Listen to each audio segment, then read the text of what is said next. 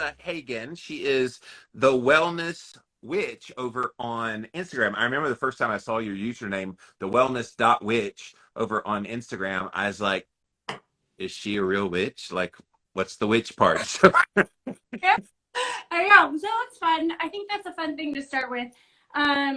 Witchcraft, the origin of witchcraft is really just healers, right? They were healers. And when I was first deciding on my business name, I think I started with Mind, Body, Wellness because I was like, that's cute, that's fun. And then came this understanding of how much corruption was in the world, how much we're quieting voices. It really kind of played to this witchcraft, the burning of witches, the burning of ancient information. And really the root of my nutrition practice stems from ancient nutrition, right? So it really was this kind of modern day, or we are going through a modern day suppression of information that is ancient. It's healing, right? This is healing information that should be out to the masses, but we're quieting it with all kinds of censorship, that's happening all the time. So for me, it was like, well, I am a witch, right? I use herbs to help heal the body. We all do. If we're using adaptogens, if we're using anything to heal the body, we're engaging in witchcraft. So why not just play on that? Holy basil, ashwagandha. Yeah, we could go down the list of all the things, right? They're not new, right? They're not new or novel. These things have been around for ages. And why, right? Why is this magic still around? It's because it works. Right? These aren't rumors. These aren't, these are one-off little, home remedies that don't work. They work. Adaptogens for, where they come from. They're plants that were able to adapt to very violent environments and thrive. And then we take those on and we can adapt to stress. Yes. So, I love that, by the way. Resilient plants make resilient humans when they're consumed. And that I've never really thought of that before. They're living beings. And so when we consume these living beings that like fought back and got through tough times, why would it not also produce those properties in us? Sounds a little woo to some people, but I believe that shit. So well, the great thing about woo is in this time is we're proving woo with science. So things that we once were like, well, that's silly. Well, it's not though, because this evidence says it is true and it does work. And the most important evidence is N of 1. So right, what we do to ourselves, does that work, right? And how does that fit in this larger pattern? Because everything is just patterns. So and the main pattern here, that I'm focused on, my practice is focused on now is trauma. I want to get to that in a second. Because it's so important. And, I've been talking a lot about my own trauma the last couple of years, and it's such a heart for mine. It's one reason I wanted you on here today. Let me tell people the rest of your kind of background. She's a functional nutritionist, because you jumped right into the witch thing. And I was like, you go, girl. You're a functional mental health practitioner as well, polyvagal trained. We'll ask about that in a minute. And yes, you deal with trauma, addiction, recovery. You do coaching with that. You also specialize in this thing called entheogenic medicine. Again, we'll get into that in a minute. A lot of the plant-based kind of medicines and things.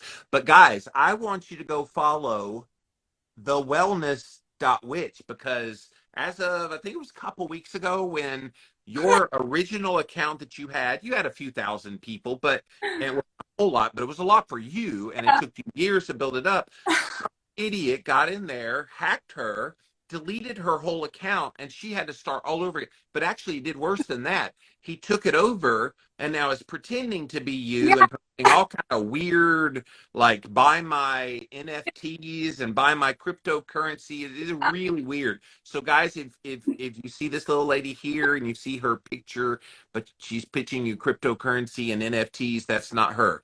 I promise you that's not her. So report it, but go follow her new one, thewellness.witch. I just wanted to get that in there. Yeah, don't talk to that other guy. He's crazy. He'll hack you. Yes, Yeah, that was unfortunate, but honestly, I feel like it all happened for some reason. I think it's gonna yes, help me more with people who are more interested in the work that I'm doing now.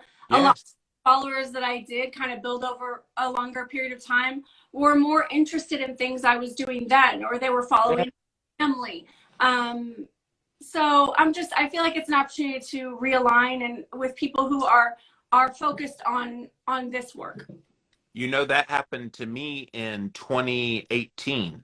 Yeah, Uh, I had my entire account. I had almost 50,000 followers, that's such a and shame. somebody got in there and just completely deleted my account, and I had to start at zero. And it It's was literally a the day lot. before. It was the day before a book launch, so it was even worse. Like I needed my following to know I had a new book, and I was so upset, obviously. And you just kind of go, okay, let's start from one again. What are you gonna do? Yeah, that's and that's a mindset thing. It's like, look, I can sit here and talk to this guy because he was calling me and everything else. I can talk to him and go down this road where I'm upset, or I can just break through. What can I control? Yeah. I He tried to blackmail you, didn't he? He wanted money and all this stuff to get your account back. wrong Uh, girl. life's too short to have to put up with that kind of bullshit. So I'm sorry sorry you had to deal with that. Thank you. Well, you too. Yes. And especially with all the stuff that you talk about in your work about trauma, yeah, that guy is small fry Yeah, compared to the things you talk about. So, yeah. The things I've dealt with, right? Like that's just I don't have time for it.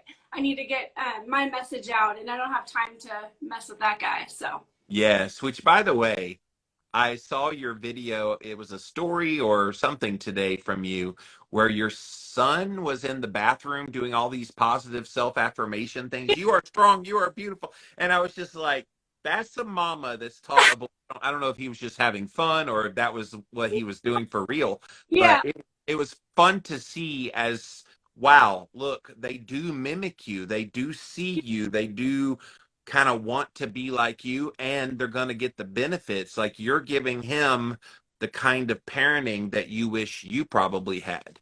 yeah. So I think I really wholeheartedly agree to this. I say this all the time. We always have an opportunity to be the parent that we needed, right?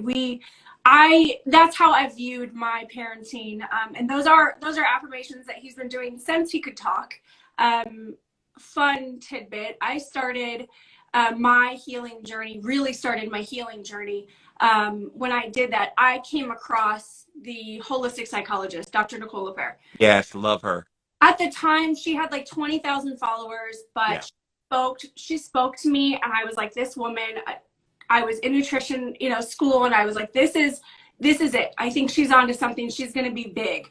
I typed up an email to her, and I waited a few days, and she had come on and said she had an opening for a one-on-one. So I sent the email, and she got back to me right away and was like, that was fast. How did you have that already prepared? I'm like, I've been watching you. I've been waiting for this opportunity. So I actually learned about these positive affirmations for children through her. So those are actually from her. So I guess my son's been doing them now for almost 4 years. Wow. And so this morning, my video on my story, if you go, he's being really silly with them because sometimes he puts on full performances, but Yeah.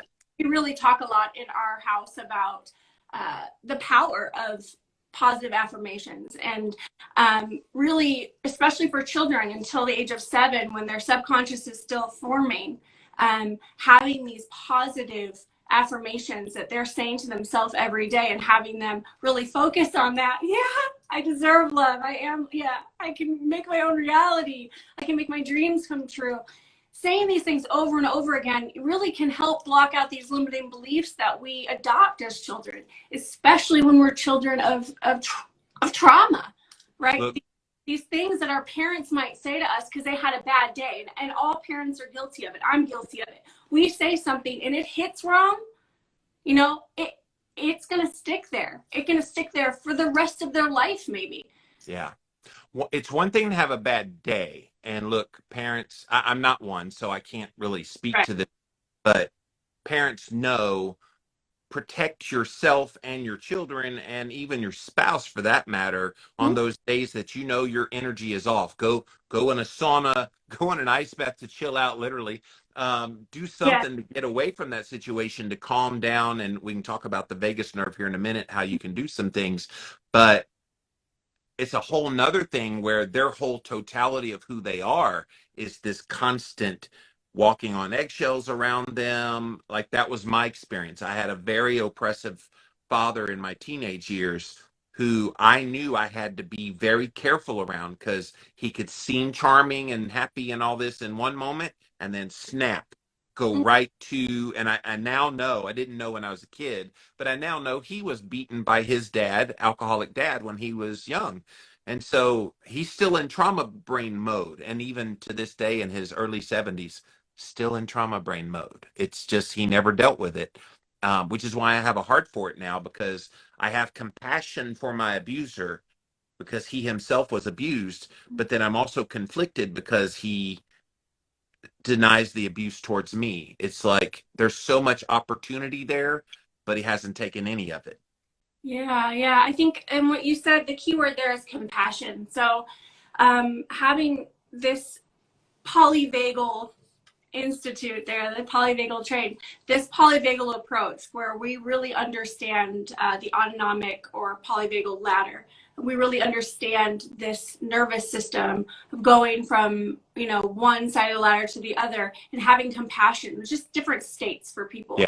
Having compassion for someone when they seem like they're being a complete jerk or they're raging, right?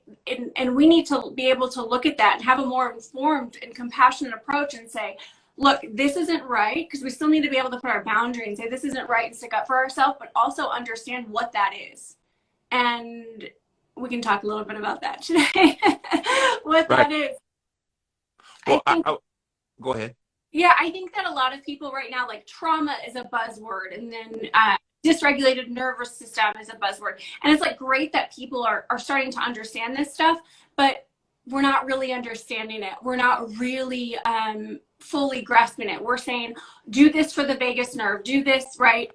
Do these things, but we're not really sitting in it and having an understanding of the science of safety. And that's what polyvagal theory is. It's the science of safety. How do I feel safe with another person? How do I feel safe within my own body? Yes. And carrying that with us, and understanding that we're going to fluctuate, and having compassion for ourselves as well in that fluctuation. Can I tell you that the abuse for 3.5 years, which was both physical and mental abuse for me, that wasn't the worst part. The worst part was the decade and a half after removing myself from that situation, and being out on my own and constantly living in fear, constantly being angry and not knowing why, constantly needing trauma therapy, but didn't know I needed trauma therapy. Like, this is the biggest travesty in America. We have so ostracized and mocked and maligned mental health, especially here in America. I don't know what it's like around the world, but in America, oh, it's just the crazy people, and they don't really stop and think what led people to get there.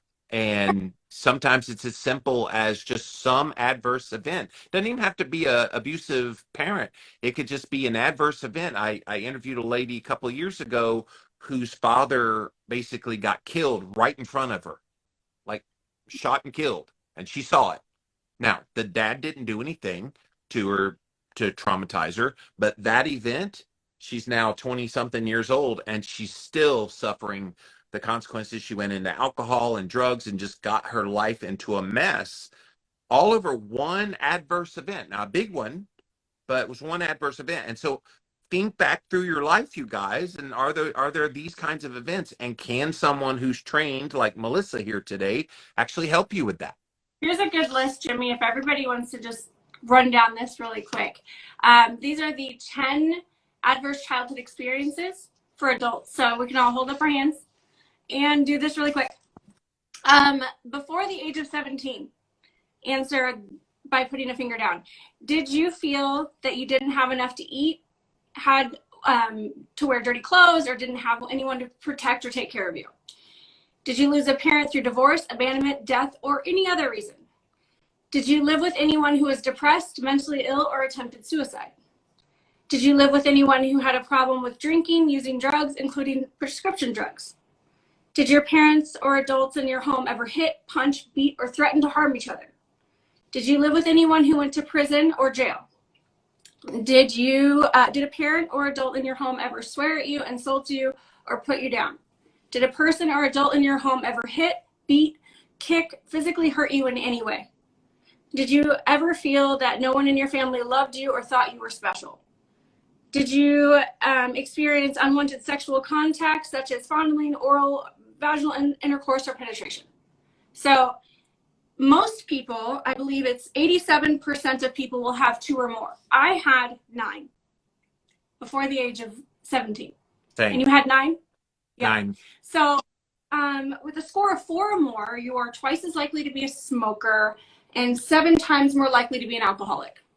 I didn't so that saved me from smoking. I hated this taste of cigarettes. And alcohol was never really a thing for me. A little bit of that was I got saved early in life and became a Christian, and so that kind of the Bible thumping kind of kept me away from the alcohol. Of course, yes, of course. Well, you found community there, so there's healing there, right? Yeah. So we find community, whether it's through friends or church. Now, what is that community teaching or doing? For me personally, my community drank alcohol. Yeah. My community partied, right? So when we have 9 of these childhood experiences, well, sometimes and often that can mean that we didn't have one traumatic event. We would have had a series of traumatic events. Yes. So for a long period of time, what that does is create complex trauma, which brings me really to Cptsd, which is not yet in the DSM, the diagnostic criteria for mental health. It's not in there yet. They don't really want to recognize this. And truth be told, the reason they don't want to recognize this is because that giant pamphlet of, 688 pages would be this. Because I believe personally that the majority of these disorders are just maladaptations to survive. They're just survival mechanisms, right? Yeah. They're maladaptations to stress. These are perfectly normal responses to prolonged stress, yet we're calling them disorders. You have anxiety disorders. Let me tell you my disorders list from age 24 on. I was diagnosed with anxiety disorder, panic disorder. I had OCD. I was definitely defiant, rebellion, right? I wasn't actually diagnosed with defiance, disorder. I wasn't diagnosed with any of those or dissociative disorders. But I had ADHD. I was later diagnosed with ADHD. And when you look at the overlap of these disorders and the symptoms of these disorders, what's the one thing they all have in common? Trauma, trauma, trauma, trauma, trauma.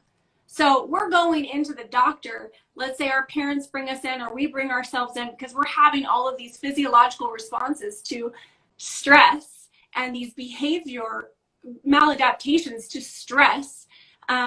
And to our state being constantly in fight or flight, into sympathetic or dorsal. And we're going in and we can be diagnosed with any number of disorders, right? Complex trauma, misdiagnosis, BPD, panic disorder, anxiety disorder, ADHD, OCD, ADD, postpartum anxiety, which I was also diagnosed with. All of this under the umbrella of what? Trauma. Yeah. So we have an epidemic of mental health in our country, and we're not looking at why. We are not only, like you said, we're demonizing people that have mental health crisis. We're weaponizing it in courts. We are sexualizing it, right? We're sexualizing. She has daddy issues. She's, sexy but psycho, all of these kind of like we're sexualizing women that most likely were sexually abused. 1 in 5 women will be raped in their lifetime.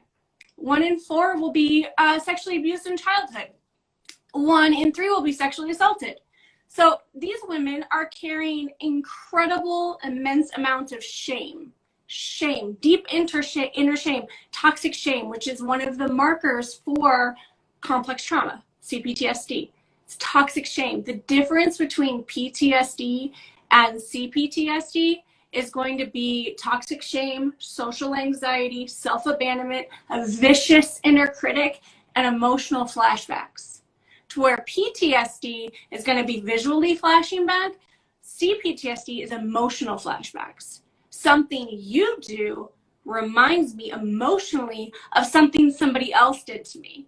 And now that emotional flashback could last 15 seconds or 15 days. Did you go keto and thought you had to give up wine? Well, let me introduce you to Dry Farm Wines.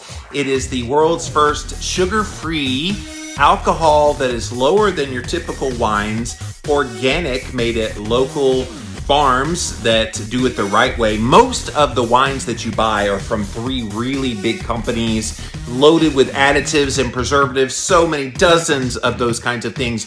You don't want all that junk in your wine. So go to dryfarmwines.com/Jimmy and they will ship you these wines. And just because you listen to this podcast, Dry Farm Wines is going to give you a bottle in your first order for just 1 cent. Go to dryfarmwines.com/Jimmy and you will get your bottle of wine for just 1 singular penny. Go check them out. Dry Farm Wines, you guys. It's wine o'clock somewhere. Let's go get some wine. You know what does it for me, Melissa, is hearing a song from that era in my life. Everybody that knows Jimmy Moore knows I hate country music, but for those 3.5 years, my dad owned restaurants. For those 3.5 years, all he played overhead was, "All my exes live in Texas. You can eat crackers in my bed." I know all the fucking songs from that whole era of 3.5 years that are country music. So when I hear one of those songs now, I get Yeah. physical, visceral reaction in my body. Yeah, and what happens is you'll go into one of the states. So the polyvagal ladder that I was referring to, or the autonomic ladder, is going to start with ventral vagal, which is social, safe and social. We're here, we're safe and social. Maybe we're co-regulating, or I just feel very good. I'm in a good state. And then the next state would be sympathetic nervous system. Now this is, more primitive. This is our fight or flight. We're mobilized, we're agitated, we're frantic. What we're doing is we're suppressing our immune system. Our body is saying, I need to deal with this threat in front of me. It used to be a lion, right? It used to be a lion, and now it's the mortgage is due, right? Somebody cut me off in traffic. So now I'm mobilized, right? And then the most primitive is dorsal vagal. Or it's like you play possum, you shut down, you numb, you collapse. This is depression. This is freeze or fawn, right? Now these are your 4 Fs: fight, flight, freeze, or fawn. Now, I would argue that most disorders are going to be able, you're going to be able to say that they're fixated responses to these. So a fixated depressive or shut down, fixated dorsal vagal would be depression, dissociative disorders. Okay, fixated fight or flight is going to be narcissistic personality disorder, OCD, ADHD, BPD. So we're talking about a lot of disorders that are fixated states. These are we're unable to get our nervous system out of this state. And that's primarily, what I found in my practice as a nutritionist is every single person had this dysregulated nervous system that was causing digestive issues, inflammation, gut dysbiosis. Gut dysbiosis travels to the brain, right? So now we have neural inflammation, and that's driving mental illness. Mental illness, to me, it's unresolved trauma, it's subconscious limiting beliefs, it's physiological imbalances, and then we're going to go over to addiction. Now addiction is going to be the coping mechanism. What are the coping mechanisms that many of us take on to deal with the unresolved trauma that we're feeling in our body? Sugar. It was sugar for me. And there's so many people think, oh, addiction, well, if you're an addict, you're an alcoholic, you're a gambler, you're addicted to sex. Listen, almost every single person I know is an addict. Almost every single person. I can sniff it out in anyone. I am an addict. We are all addicts. As soon as we use something outside of us to calm our nervous system, do you pick at your head? Do you watch a whole bunch of emotional videos? You have this emotional addiction? Do you have an emotional addiction to your partner? Yes. Hallmark Channel movies get me every time. So I'm serious. Well, they're all addictions, right? These are all addictions. Addictions come in many, many forms. And we demonize those as well. We demonize people who are just dealing with their environment. And what we're saying is, here is this magic pill that we haven't proven works. We're saying, you know what? We're going to just spot treat you. You must just have low serotonin. Here's this pill that will increase your serotonin. Yeah. And we studied it for 4 years, but you should take it for the rest of your life. We'll see what happens. And now I'm not saying that I'm not allowed to say don't seek out medical treatment. Obviously, you need to talk to your doctor about that. I'm not a medical doctor. However, I think that being someone who's been diagnosed and has been on antidepressants and on benzos, I'm going to speak up and say we are not only misdiagnosing, we are mistreating majority of the people in our country. Yeah. Look, when the first line of defense is medication, and look, powerful medications are helpful in the right place. But when you overprescribe things like Paxil and SSRIs and Zoloft and all, we could go down the list of all the different things that people get put on, and they just put them on these drugs, then there's no looking into the root cause of why those things are. And sometimes it's a trauma thing that needs to be resolved where therapy could help. And maybe cognitive behavioral therapy could be a treatment. There's all kinds of little things you can do outside of the medical realm, but unfortunately, medical kind of rules the roost. What's going to change that paradigm, looking at mental health as just a medical thing, not saying it's not in all circumstances, but when are we going to shift the paradigm from being just pharmaceutical? And I've heard like brain shock treatment. Oh my God. Like I had a guy on my show last year that's what they did to him. And he part of his memory because of that. And it's like, that's some scary stuff. Like, yes. Over to people like yourself who are looking at it from a deeper, more holistic way. Well, and it doesn't have to just be, right? Like for my clients, my practice, I'm really looking at tackling it in a more integrative approach that says, listen, if you you have trauma, you come to me, you have trauma. Well, let's talk about your nervous system. Let's do these things to help your nervous system. Let's heal your nervous system, regulate yourself, teach you mechanisms, right? Maladaptive responses to stress means they were learned. Now we can replace learned behavior with more functional approaches to stress. Okay, yeah. So we can help there. And then, what's going on in the gut? What's going on in the brain? Well, let's treat that, not treat, but we can look at that. We can do amino acid therapy. We can fix your diet. We can do so many things. Some people, they just need to be out in the sun. We know that. Some people just need vitamin D. There are many things that we can test for, look for.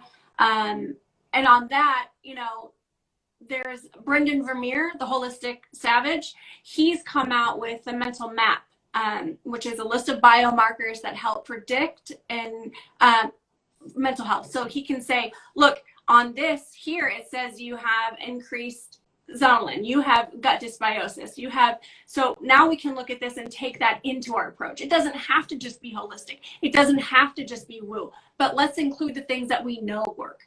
Let's include all of the things. And you mentioned, cognitive behavioral therapy. Now, it's not a very trauma informed approach. Right. So I think the biggest thing is we need complete reform of our mental health care system. We need complete reform. Yeah. A trauma-based approach in our courts. We need it in our mental health. We need it in our doctors. We as nutritionists and people in this field talk a lot about how your doctor doesn't say what was in your diet. Right. Well, how are you sleeping? You Yeah. know, you friend on the other day and talking about sleep. Sleep is a skill and how important sleep is. Miss Molly McLaughlin. Oh, Love dearly. Sleep is so important. But what happens when we're in sympathetic nervous system, fight or flight? We're stuck. Well, we're waking up at 3 a.m. because it's a trauma response. This is a trauma response, and we don't have much control over it. When we go to the doctor and they say, "Here's a sleeping pill." yeah. Let's camp out in nutrition for a second, though, Yeah, Melissa.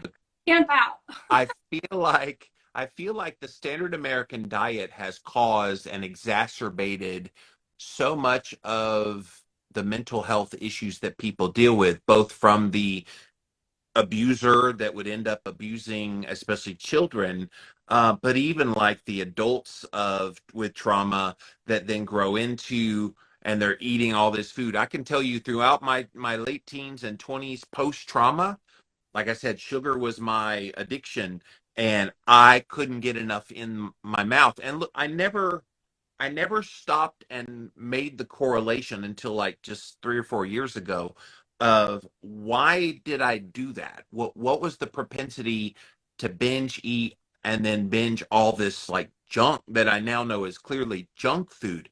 Well, I didn't smoke or chew or girls who do, and all the things. I didn't drink. I didn't do all the other acceptable addictions that you can recover from.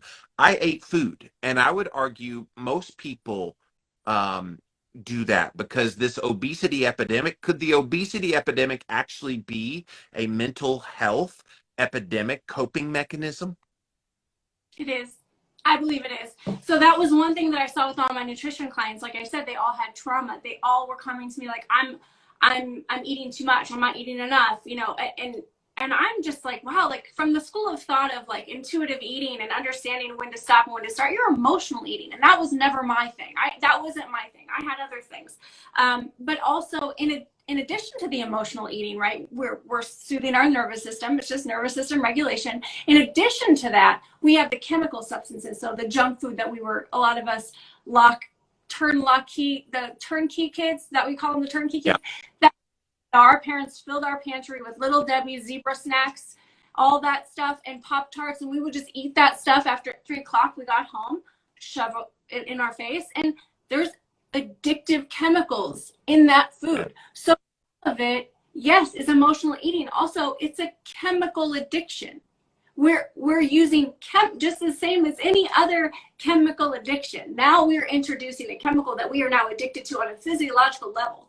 So we have this fixated, we have this response from our nervous system. And we're feeding it with this chemical where it's disaster. Do people wake up and just overeat?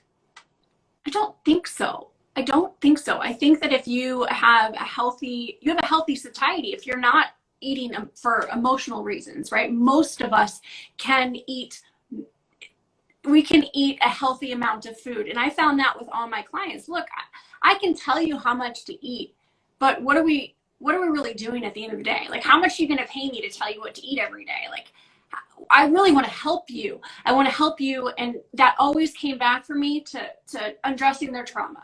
And that was out of the scope of my practice. So I said, all right, I need to go back and I need to broaden the scope of my practice, because if what I really want to do for people is help them, I need to be able to do that with a more informed approach. Yes. And on the back end of food addiction, for example, sugar addiction, and I would say carbohydrate addiction, there's the stigma of the weight gain. There's the stigma of, oh, you're fat, so therefore you're not healthy. So not only do you have trauma brain that you're now coping with the food, but then you start gaining weight and you get brand new trauma of all these people telling you, well, you're fat and you really should do something about your weight. And so then you go on some diet. I remember I did the standard health, the low diet. That says two things to me. One, that's feeding some subconscious limiting beliefs that you have, right? So that's reconfirming some subconscious limiting beliefs. Also, very common with complex trauma is this salvation, this search for salvation. And I believe many people, probably many viewers here in this space, in the holistic or health space, are also addicted. they also have this salvation approach where if I eat right, if I can just get my carbs right, if I just, okay, you know what? And that's what I did. First, I went vegan, and then I went Mediterranean, and then I did, you know, I was a bodybuilder for a little while, destroying my health, my hormones, calling it healthy. And then I got pregnant. I gained a ton of weight with my pregnancy because my hormones were whacked. Yep. I had a huge sugar addiction. And all the while, I'm just trying to chase health. What's healthy? What does healthy mean? Right? And we can go down all these different avenues, but at the end of it, we're looking for salvation. If I can just get the right diet, I will be cured.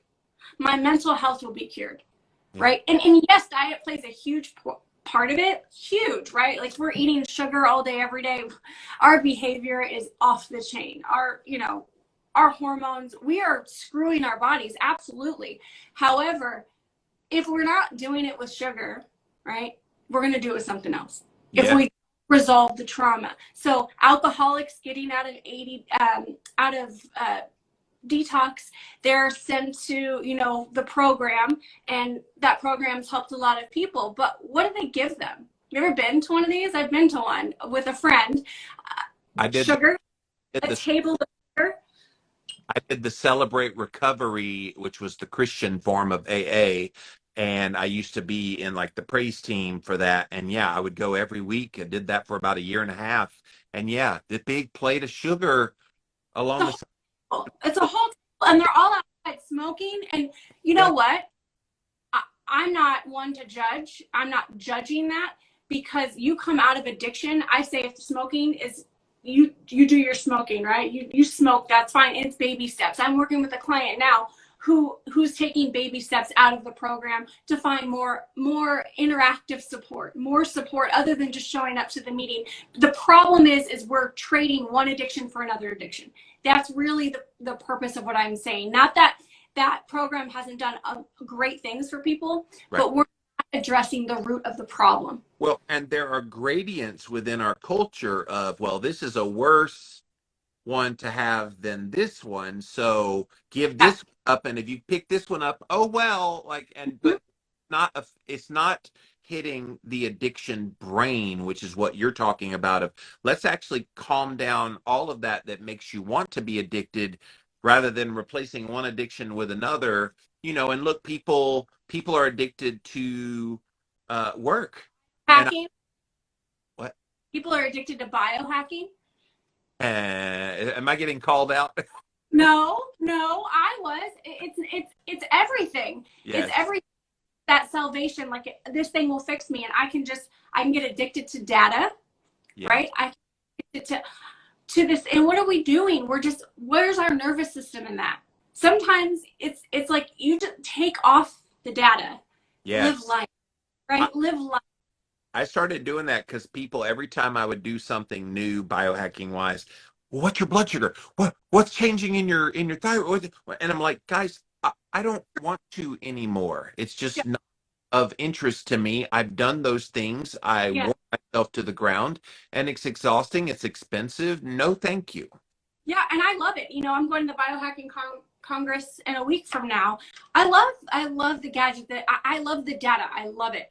I think it's got its place. We check in with it, right? We check in with it. We get our numbers. We decide a protocol, and then we move forward. What do I need to focus on? And then move forward it.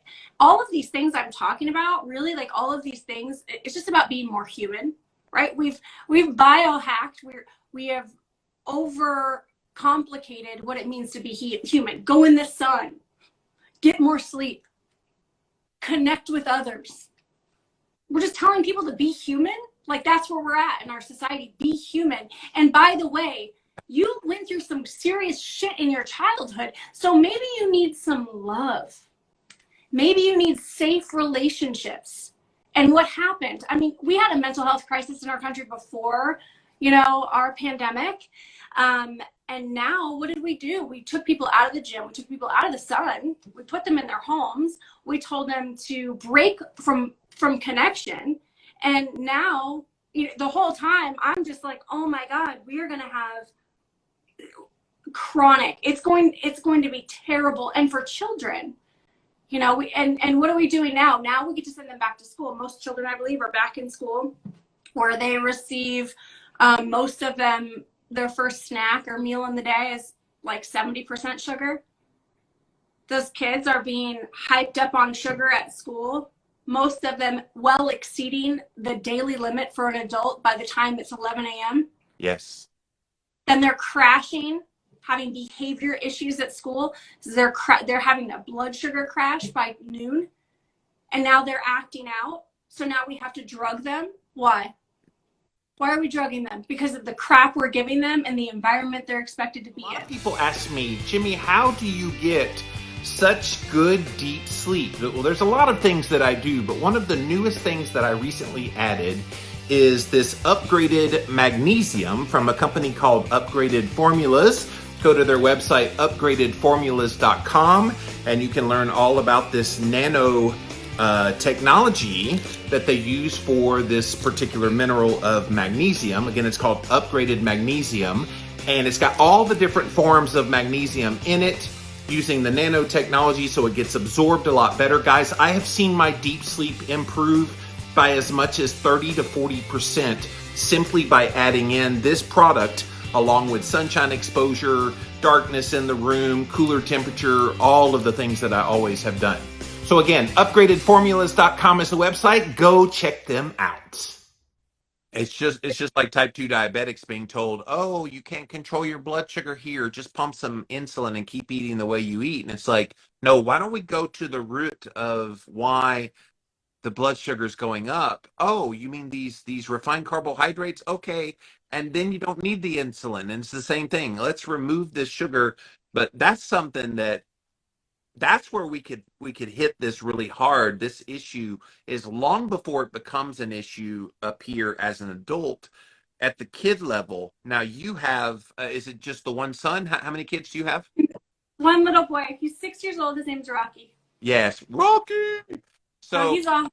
So 6-year-old Rocky's being fed well, has a mom that loves him to death and is going to make sure that he's got the building blocks he needs to make sure his brain, 6-year-old, he is already bright. Like when I saw him, I was like, that is an intelligent kid. I didn't know he was just 6. He acts about 9 or 10. Yeah, he's got an incredible amount of emotional intelligence. Yes. We talk a lot about feelings. We talk a lot about our emotions, you know, where emotions might get trapped in the body. You know, I talk to them. What are you feeling? Does that feel stuck anywhere in your body? We talk about energy, emotions. We have this free-flowing conversation all the time because I want him to be aware, to where when I was growing up, you know, I was sexually abused as a child, and I came at 13 and said, hey, you know, Mom, I think I might need some therapy or something. Like, I think like most kids have therapy when this happens. And my mom was like, you know, you're fine. You're fine. It's fine. And so you know, what does that do? That feeds toxic shame. I have to bury this. And I was told, you know, society, not just my mom, because she was just a victim herself, went through the same thing. So I was told by society, we don't talk about that. We don't talk about, you're fine. You don't want people to think you're disordered. We don't want people, you know, feel sorry for you. And I grew up feeling like I couldn't bring it up because I was so worried about how the other person was going to respond to my trauma. I was protecting them. And look, that's not abnormal. I think a lot of families sweep things under the rug. Look, my dad beat me in front of people. So all those people knew, including family. And now to this day, they even aren't saying a word. I had to confront my dad in terms of when I first started talking publicly about my trauma in March of 2020 when I came back from sabbatical, and I was telling all these stories and it got back to him. He calls my mom, who they've been divorced forever and ever, amen, but he calls my mom, had not talked to her on the phone in 12 years, and called her and said, our son's lying about me and da-da-da. And my mom already knew the whole story. And it was just like, come on, like, at least just admit it. At least come to terms with your son went through a tough ordeal. You know it. You may not know the extent of how many years I was scared to death looking over my shoulder thinking you were coming to kill me. And I did. And it took me to 47 years old I'm 50 now. It took me to 47 to really come to terms and go, you know what? I'm stopping living in shame. I'm no longer living, I wasn't living in fear anymore. That ended at the age of 32. But I'm not going to be shamed about this. I'm going to really step into my true self. And I can tell you, Melissa, today I feel so much freer. Shoulders are lighter. And it was the best thing I ever did was to start working on Jimmy and actually pulling that guy out of me that had been hidden in there. That little boy was just hiding, saying, please stop the trauma. Yeah. Yeah, heal. And are we ever healed? I don't know. I think that we're always going to have trauma. You know, trauma isn't the event, it's how we dealt with the event. It's how maybe energies get stuck in us, right? We might get stuck. We didn't get to fully act out the fight or flight. This happens a lot. Women who have been raped, they didn't fight back. That's still in them. So there's all kinds of things that we can do to help express that energy and move and regulate the nervous system. There's so many things that we can do with a somatic approach. For me in parenting, it's been really about just talking about it. And when I'm wrong, if I yell at my son, I'm having a hard, stressed day because I'm human. Just went through a pandemic. Life's been so intense. And if I have a bad day and I want to be able to say, you know what? I was an asshole. I'm sorry. I shouldn't have talked to you that way. I shouldn't have raised my voice. Did you feel unsafe? How can I make you feel more safe? And I ask my son regularly, once a week, what can I be doing better? You know, sometimes he'll be like, I want more candy. And then sometimes he'll say like, you know, Mom, I just want to watch a movie with you. And I think that kind of openness with our children can really, really stop this internal, you know, shame that we have, where we're not allowed to talk about the thing that Mom did to us, because our parents are supposed to love and protect us, and we grow up thinking we have to sort of tell ourselves that what they're doing to us is okay, right? So as children, we're saying we need to protect. Our subconscious wants to protect that mommy loves us. Yeah. So the internal message there is, if mommy's yelling at us and she loves us, the internal message is, this is normal to be treated this way. And then they learn love is yelling. So when they become parents, what happens? They yell at their kids because that's how you express love. Yeah, and it's comforting. It's comfortable, right? This is comfortable. It's the same reason why women who grew up in homes where we witnessed violence then go into relationships that are violent. Oh, our nervous system is keeping us in this place of normalcy. This is normal for me. I seek it out. That's what happens in our early 20s. We have these violent homes, these dysfunctional homes, and then we meet men who just show us that dysfunction back, and we're like, yes, this is love. This is, and it fuels us. And there's the whole peptide, the biochemical addiction. It's real. And we don't look at it. We just like to say, well, she's got daddy issues. And we do that, and we turn the other cheek, and then we demonize her. And then what happens to that woman? She becomes a mother. She becomes a mother, and she's got all this extra stress. And I can go on about this all day, but we like to send flowers on Mother's Day and make collages of our moms, and we talk about how much we love moms, and we do it one day of the year, and the rest of the day we abandon them. Yeah. We abandon them, and many of us are dealing with mental health. I think it's one in four women are prescribed a prescription pill for mental health. 15% of pregnant women are on some kind of psych med. Wow. That's going into pregnancy. We're not protecting mothers. We say we love them one day a year, and we outpour this support for them. But in our day-to-day, how are we really supporting mothers? If we're not treating mental health with compassion and a trauma-informed approach, we're not. And it's hard, because as a mother, I see it, and I always try to reach out to new moms and say, like, hey, how are you doing? But how are you doing really? Yes. Because there's a lot of pressure to My son sleeps throughout the night. I'm doing fantastic. Look at my perfect Instagram pictures, right? Look at my lifestyle shoot. We're doing fantastic. And it's this, it's this level of perfection that is unattainable. It's unsustainable. It's unrealistic. And we are showcasing that as our normal life. Yeah. And yeah. it can't be done. And so mothers are under an immense amount of pressure. And so that's really what my practice is about. I am now strictly taking on mental health, supporting women in mental health. So that's me. And I come from, this background of nutrition. Yes, functional nutrition. But like I said, I broadened my scope of practice through, polyvagal theory and getting certified in polyvagal theory, and then neuro-linguistic programming. I'm not sure if you're familiar with that, but really kind of. Nutritional therapists use neuro-linguistic therapy. So yeah. Okay. So push on your body and it tells you deficiencies of vitamins and minerals. That's the one, right? Yes, nutritional therapy. Yeah. So that's the scope of nutritional therapy, is looking for deficiencies and dysfunctions in the body, and going that route with food and lifestyle changes. And then neuro-linguistic programming is more about the science of communication. It's really helping people. It's getting down to neural, so brain, referring to the mind and brain, particularly regarding how states of the mind and body affect behavior. And then linguistic, meaning, communication. What's in words? How we communicate. There are programs on how we communicate. Are you auditory? Are you visual?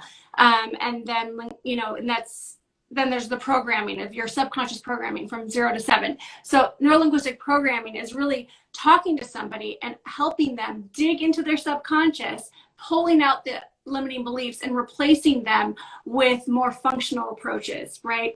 So for me, when we're talking a little bit about entheogenic medicine, my specialty is in entheogenic medicine, which is psychedelic medicine, right? These plant medicines, which do what?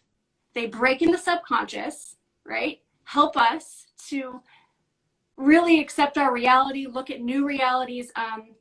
Ketamine, which I've used, is a disassociation. It really helps us to say, I am not my thoughts, I am not my feelings, I'm not my emotions. Here they are. Witness them. But what all of these medicines are doing is they're helping you break through to the subconscious. Now, an NLP paired with that is just a more direct approach.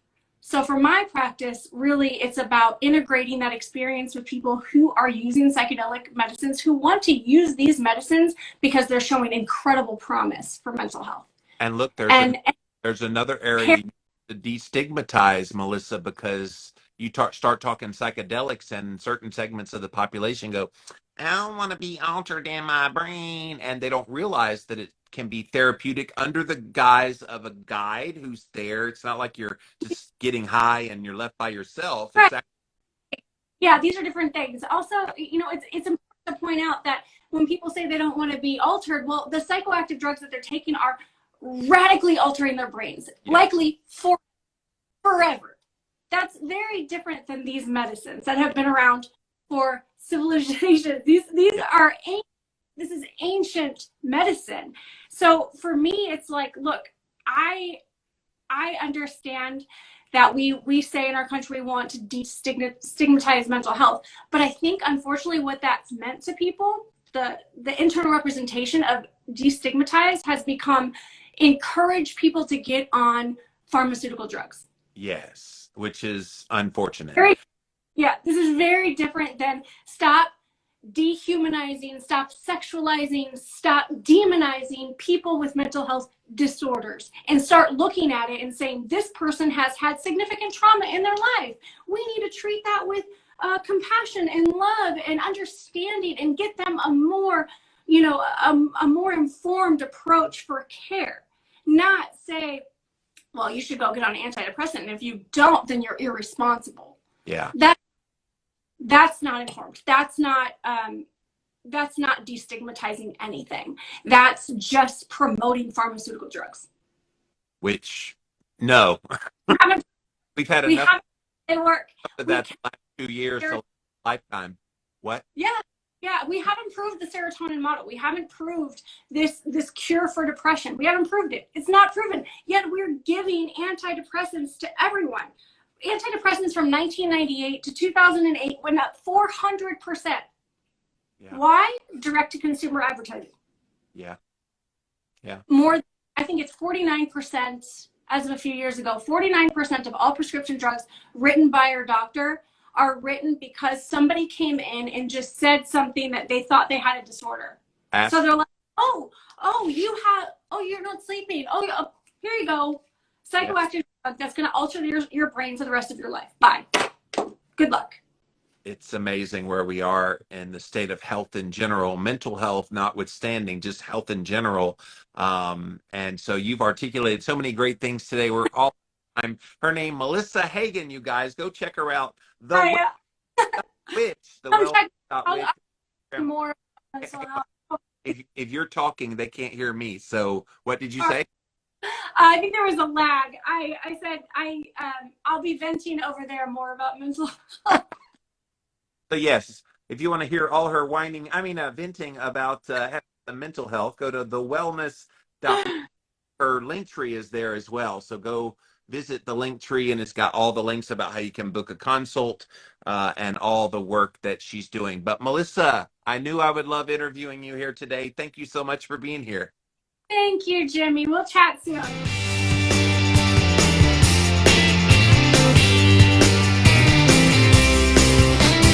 Tired of playing the mask game? Me too. That's why I wanted to tell you about the Unmask. This is a breathable, completely breathable. It covers, you can't even see that it's breathable, but it's breathable. Whether you're going on a plane, having to go into a store and wearing this thing, playthemaskgame.com is how you can get this mask. They come in all kinds of colors and everything. In fact, right there, you can see right through it what it is, but when you're wearing it, it does not look like it's anything different, but it's breathable, baby. Playthemaskgame.com. Have you experienced the dreaded keto flu? Did you know that most of these symptoms are actually due to your body dumping excess electrolytes? This is where Element comes in. Element is a tasty electrolyte drink mix with everything you need and nothing you don't. That means lots of salt with no sugar. Element is formulated to help anyone with their electrolyte needs and is perfectly suited to folks following a keto, low-carb, or paleo diet. Element contains a science-backed electrolyte ratio, 1,000 milligrams of sodium, 200 milligrams potassium, and 60 milligrams of magnesium, with none of the junk, no sugar, no coloring, no artificial ingredients, no gluten, no fillers, no BS. Everyone needs electrolytes, especially those on low-carb diets, or if you practice intermittent or extended fasting, if you're physically active, or sweat a lot. Add Element today and see how much better you feel and perform. Use the URL drinklmnt.com/Jimmy.